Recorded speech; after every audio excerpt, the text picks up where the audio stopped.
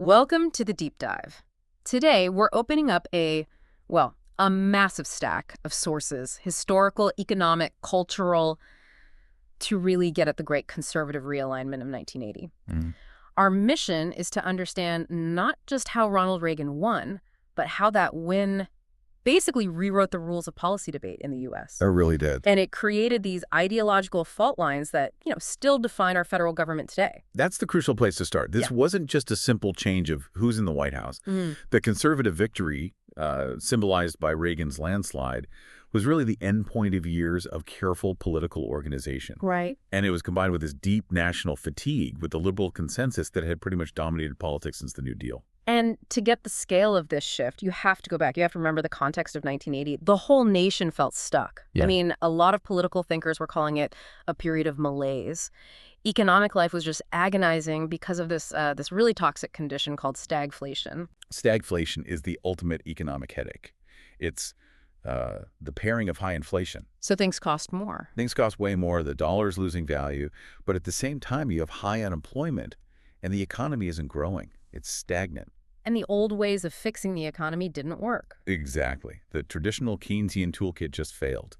If you tried to lower unemployment, you'd make inflation worse. If you fought inflation, our unemployment shot up. It was a trap. And beyond just what's in your wallet, you had these huge foreign policy and energy crises that were just amplifying this national doubt. Oh, absolutely. You had the Iran hostage crisis playing out every single night on the news, and these repeated energy crises, cuts in oil from the Middle East, which meant long lines at the gas pump. The government just seemed incapable. It really created this sense of national drift.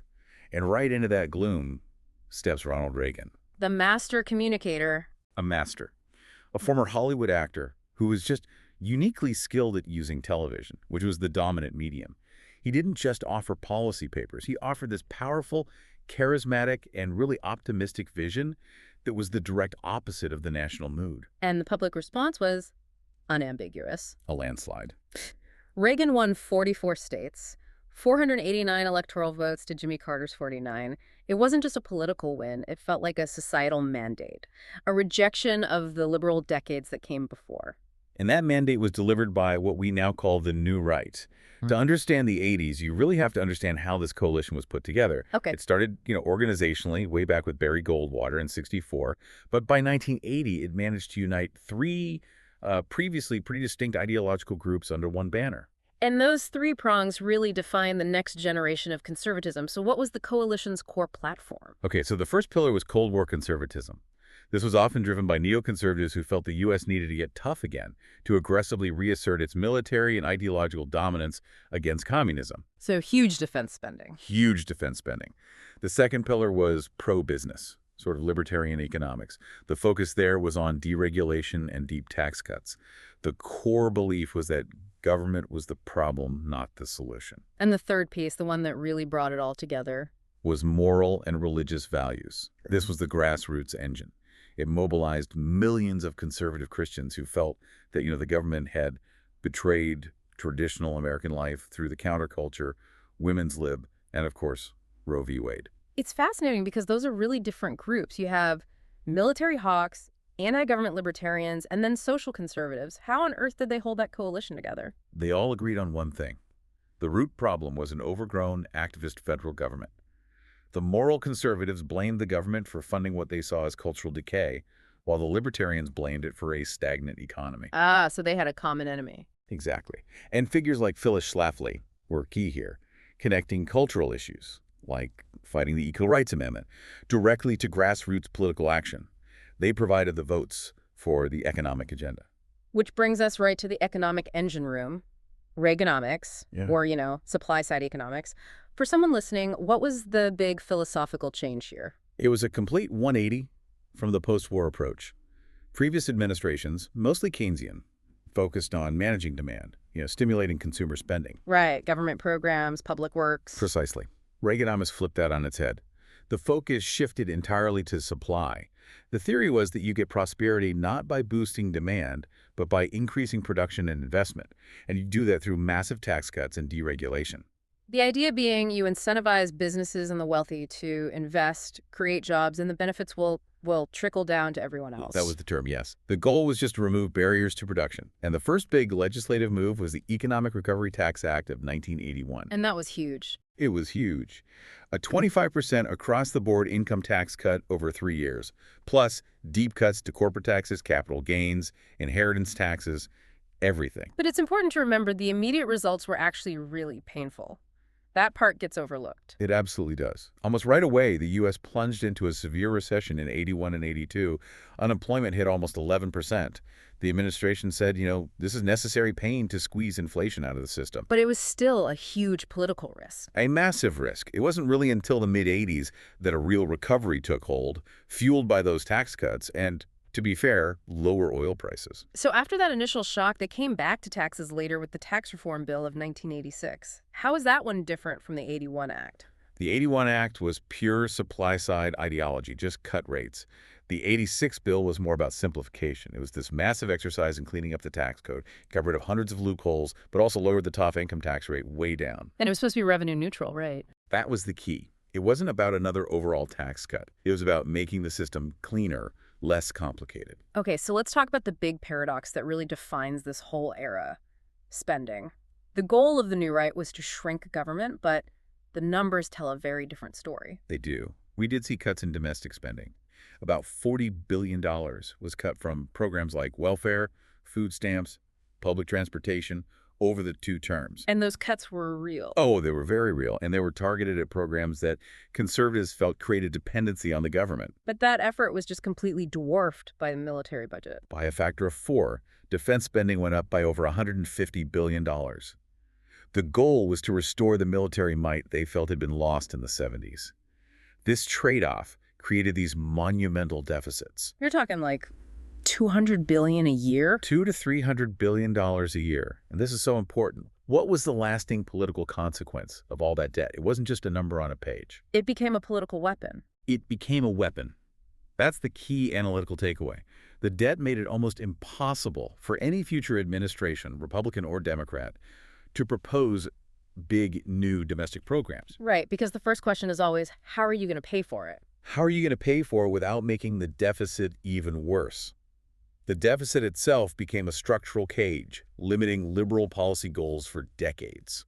And running in parallel to the tax cuts was deregulation. The whole idea was that bureaucracy was stifling business. Exactly. We saw a widespread pullback of federal controls. They ended price controls on natural gas, for example. In the auto industry, they loosened emissions and safety standards. And environmental policy. The focus there was heavily on expanding resource extraction, offshore drilling, and often relaxing regulations on federal lands. But sometimes these deregulation efforts, they had some pretty severe unintended consequences. They absolutely did. A perfect example is the savings and loan crisis later in the 80s. Deregulation in banking allowed these S&L to make much riskier investments. Which then failed. They failed spectacularly, and the federal government had to step in with an enormous multi-billion-dollar bailout. It showed that if you pull back oversight too fast, you can create instability that ends up requiring an even bigger government intervention down the road. Okay, let's pivot from economics to morality. Because you really can't separate the new right's success from the mobilization on social and cultural issues. You can't. After 1980, conservative ideas about traditional social values just advanced dramatically. It sparked these fierce, and I mean enduring cultural debates over gender roles, family, diversity. This is where the moral and religious right really delivered. They managed to turn conservative Christians into this incredibly durable and effective voting bloc. Who are the main groups behind this? Well, the most visible was the Moral Majority, founded by Jerry Falwell in 1979. They didn't just lobby. They registered voters and mobilized them on specific issues: anti-abortion, anti-ERA, opposition to gay rights. Their goal was explicit: restore traditional values. And you had other groups, like Focus on the Family, pushing this into people's homes. Yes.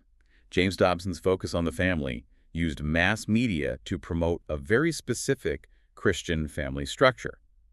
And then you had televangelists like Pat Robertson, who used his platform to frame politics as a literal battle for Christian morality. His followers later formed the Christian Coalition, which was hugely influential. What I find so interesting about the new right strategy here is that it wasn't just about winning elections in Washington, it was about the long game, the judiciary. That is the essential insight. They understood that real cultural change happens in the courts and in schools. So the Reagan administration was very strategic with its judicial appointments. I mean, think about it. Sandra Day O'Connor, William Rehnquist, Antonin Scalia, Anthony Kennedy. And what did those appointments represent ideologically? They cemented a major shift towards judicial philosophies like originalism, which emphasizes limiting the court's role and giving more power back to the states.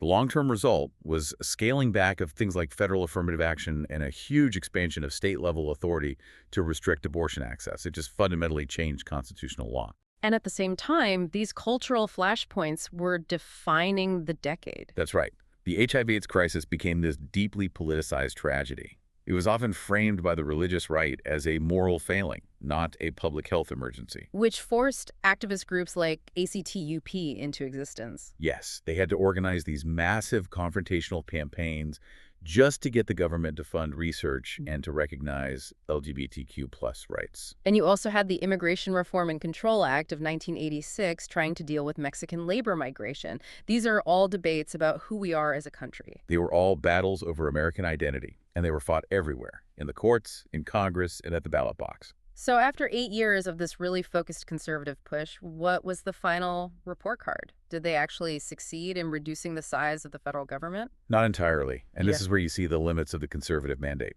While they did cut many programs and basically froze the creation of new ones because of the debt, the most popular liberal social programs proved to be incredibly resilient. Like Medicare and Medicaid. Exactly. Those programs had immense widespread popularity, I mean, across all demographics.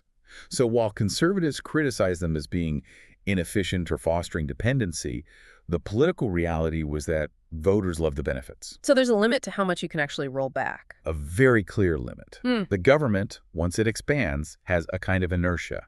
The public will actively fight back when you try to dismantle social safety nets they rely on. So the big ideological clash didn't just end in 1988, it just moved into its next phase. The battle lines were drawn, Right. and you saw it continue with later movements, most clearly with the 1994 Republican Contract with America. Yeah. That was basically a direct sequel to the 1980 framework.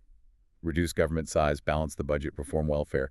The fight over the proper scope of government became the new normal in American politics. So to kind of wrap this all up, the Reagan years successfully pushed a very specific political agenda. It favored deregulation, less domestic spending, an aggressive foreign policy, and a focus on traditional social values. It really provided the blueprint for modern conservative governance, and it set up the structural limits on fiscal policy for a generation. It wasn't just a political shift.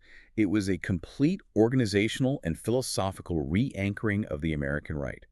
It created a framework that has proved incredibly durable. So what does this deep dive mean for you listening right now? Here's the final thought to mull over. The core tension that was established back in the 1980s, this conservative demand for less government versus the incredible resilience and popular support for huge liberal programs like Medicare and Social Security, that tension is still with us. Absolutely is. It means that the central argument about the size and scope of the federal government isn't some temporary squabble. It is an enduring structural policy debate that we have inherited, and one that will continue to dominate U.S. politics for the foreseeable future.